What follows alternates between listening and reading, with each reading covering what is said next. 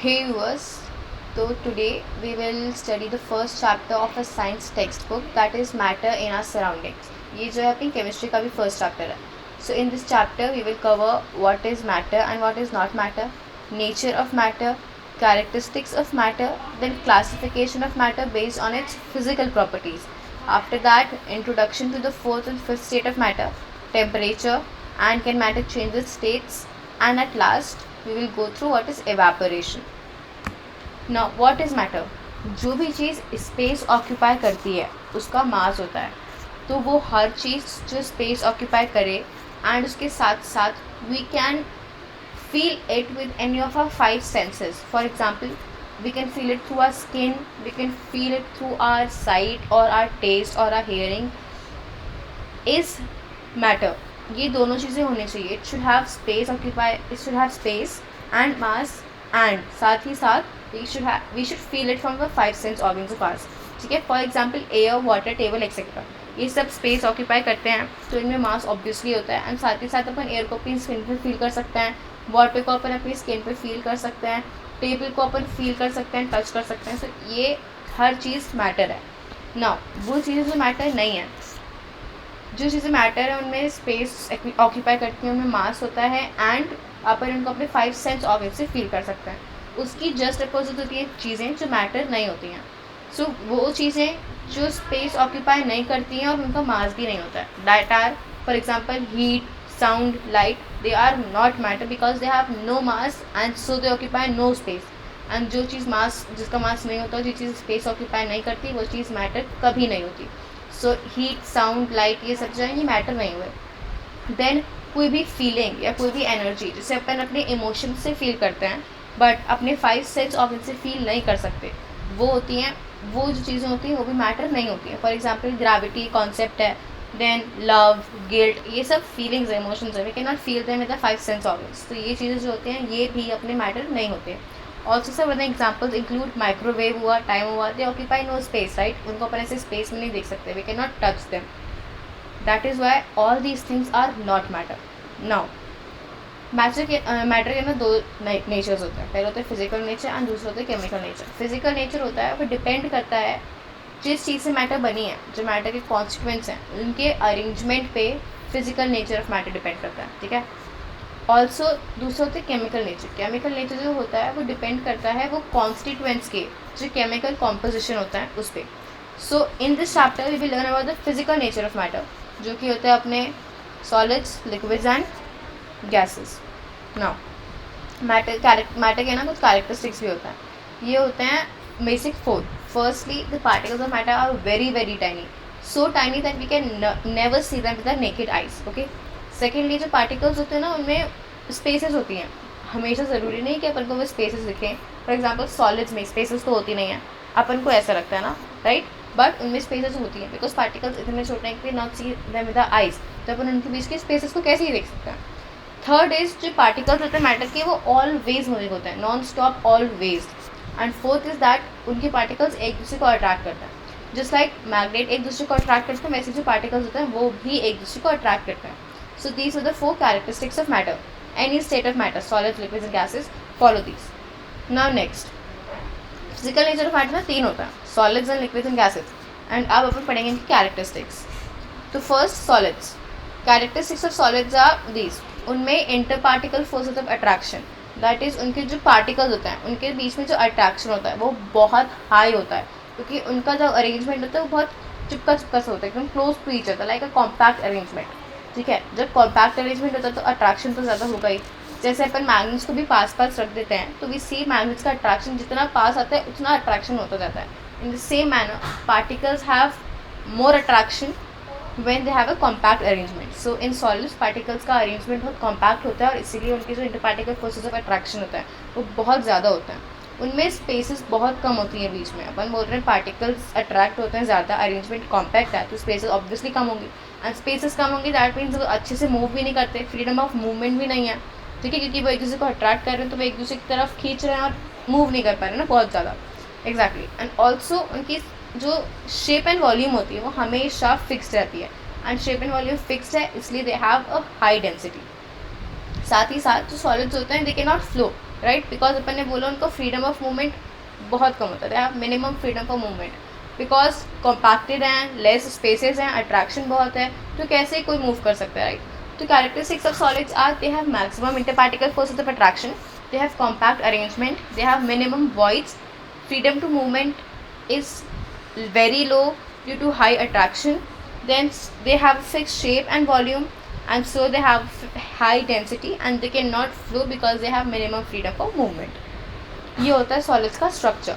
ठीक है, कैसे होता है, दे आर टाइटली पैक्ड, देख सकते हो, very tightly packed to each other and minimum space for movement, क्योंकि इनके बीच में जो वॉइड्स हैं या फिर the spaces between the particles are very very low. Now next is liquids. Characteristics of liquids. They have moderate, ना ही बहुत ज़्यादा और ना ही बहुत कम. They have just moderate interparticle forces of attraction. और freedom to movement भी moderate है, ठीक है, क्योंकि उनका arrangement जो होता है वो बहुत compact भी नहीं होता है, बहुत loose भी नहीं होता.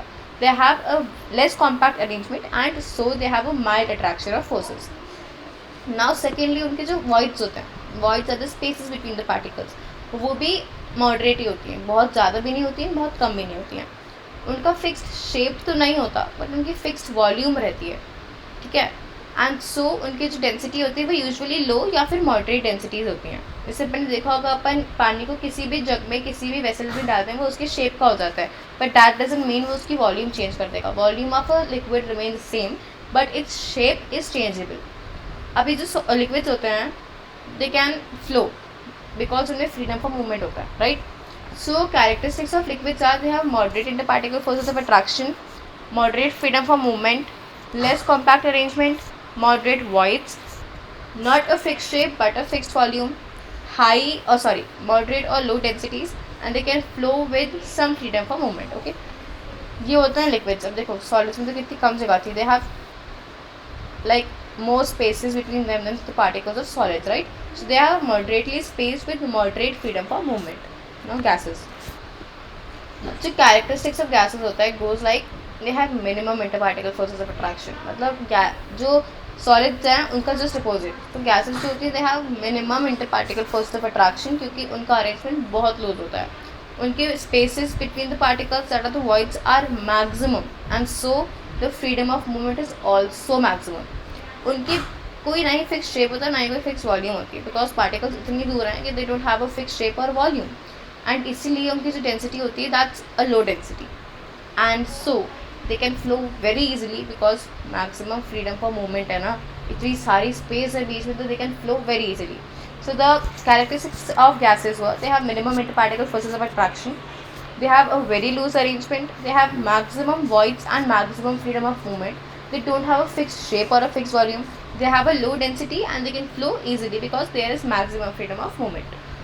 Now we are in the gases. You see the structure of the gases molecules, they are loosely packed with maximum space. भाई कितनी स्पेस है, इतनी स्पेस ना ही सॉलिड्स में थी और ना ही लिक्विड्स में थी. Maximum space, least attraction between the particles and इसलिए वो मूवमेंट बहुत ईजिली कर सकता है. Now next is by solid, liquid and gases हो गया. There are the major three states of matter. The fourth state of matter is plasma. To put it simply, plasma is an ionized gas. Now what is ionized gas? Ionized gas एक वो gas होती है जिसमें supply sufficient energy. Okay, सो जैसे अपन liquid को heat provide करते हैं तो वो गैस में कन्वर्ट हो जाता है, वैसे ही जब अपन गैस में हीट प्रोवाइड करते हैं तो वो जो गैस होती है वो प्लाज्मा में कन्वर्ट हो जाती है. ओके, अब अपन इतनी हीट सप्लाई करते हैं वाटर में तब जाके वो प्लाज्मा में कन्वर्ट होती है. That means plasma takes place at a very very high temperature, उसका टेम्परेचर बहुत हाई होता है. So the plasma is a ionised gas. Just as a liquid changes to gas when heated, a gas changes to plasma when heated. Then thirdly, it takes place at a very very high temperature. Now next and the fifth state of matter is BEC, which stands for Bose-Einstein condensate. ये जो होता है एकदम plasma का opposite होता है. It occurs at a very low temperature. Okay, this state of matter is a dilute gas which is cooled. जो एक डाइल्यूट गैस को अपन कूल करते हैं at temperature which are very close to absolute zero. इतना cool temperature होता है उसका, इतना लो टेम्परेचर होता है उसका कि it's just close to absolute zero. So BEC stands for Bose-Einstein condensate. It has a super low energy as it occurs at a super low temperature and it is a dilute gas cooled to temperature close to zero. Now, what is temperature?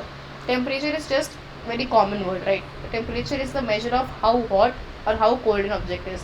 Object कितना गर्म या फिर कितना ठंडा है. Majorly इसके 3 scales होते हैं, Celsius, Fahrenheit and kelvin. Celsius का जो साइन होता है दैट्स डिग्री सी, फ़ारेनहाइट का डिग्री एफ एंड केल्विन का जस्ट अ के without a degree, just simple के. सो केल्विन का जो अपन बोलते हैं जो सिंबल होता है दैट इज अ के, अ कैपिटल के.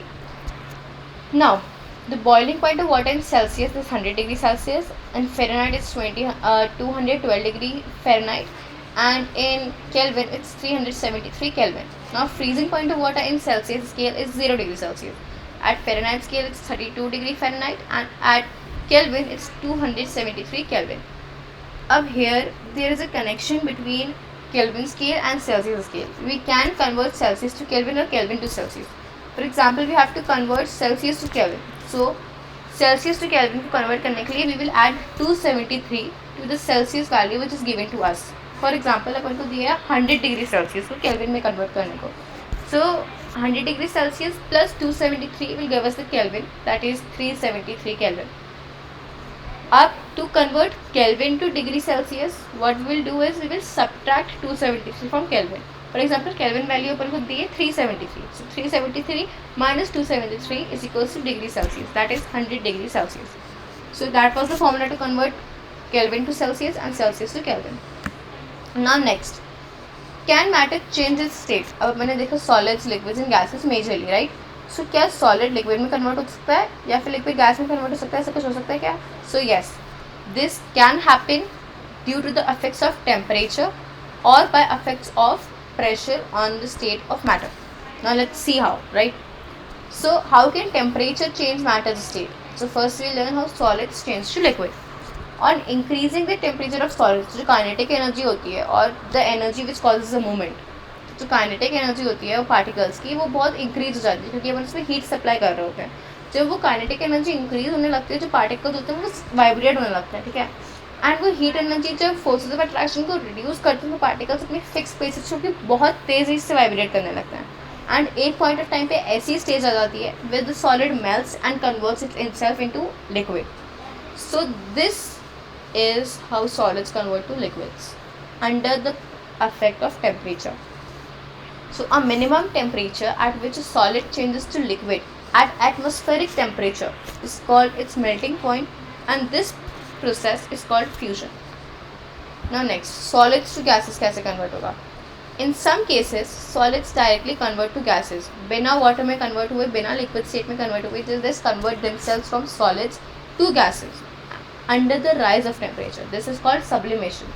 ये जो पूरा process होता है solids to directly gases, this is called sublimation. And ये जो होता है ये अमोनियम क्लोराइड, तो अपना कपूर होता है ना, कपूर के केस में भी sublimation ही होता है. Now liquids to gas.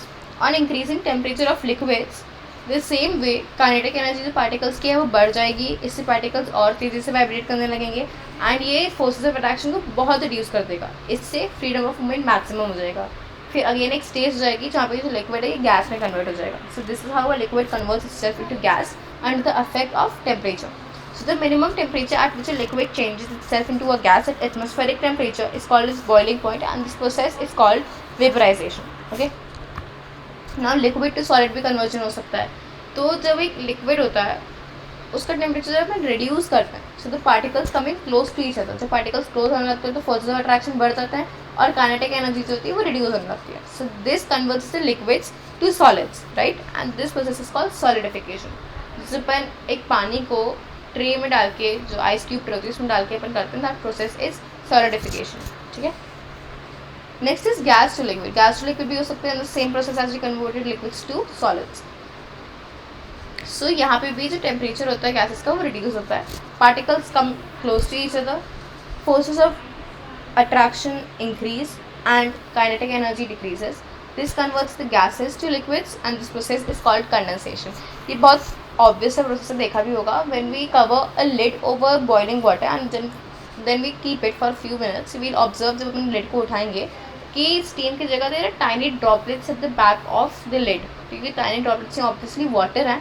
And तब हुआ जब अपन ने जो स्टीम थी उसका टेम्परेचर कम कर दिया था, रिड्यूस कर दिया था, एंड अपन को वो पूरे ड्रॉपलेट्स दिखे थे वाटर के. सो this is how condensation works and gases convert themselves two liquids.